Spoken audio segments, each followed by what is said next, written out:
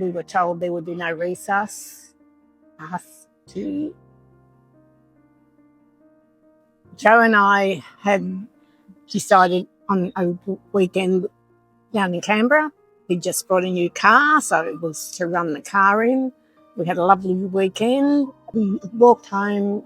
Joe went upstairs to put tracksuit pants on, and as a nagging wife, I thought, what's he taking so long for? Walked upstairs, saw him on the bed, and immediately to my mind came the poster at my doctor's that I read every time I was at the doctor's, fast. I saw his face, his arm, his speech, and I knew time.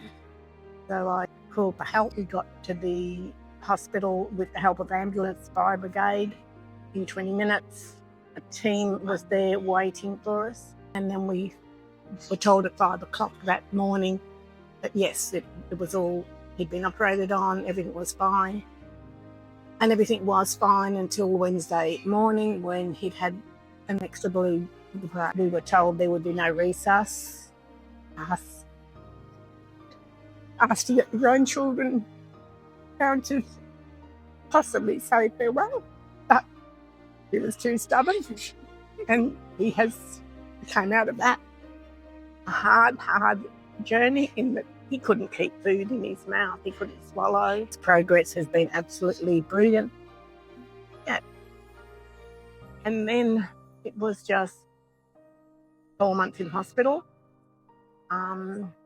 Long and slow, not much progress, slight progress, which we would cheer. If he could lift his foot 6 centimetres off the bed, wow!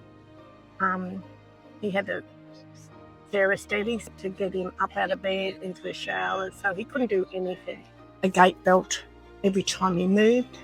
We noticed from his first session here, his walking improved immensely. And in the last 5 weeks, we progressed to a walker, and the last 2 weeks to just a cane. So he couldn't move his arm, he couldn't lift his arm up. He couldn't move his fingers, and that all has progressed. And he actually reached out and he could hold a cup. So that was our big excitement. So, yeah.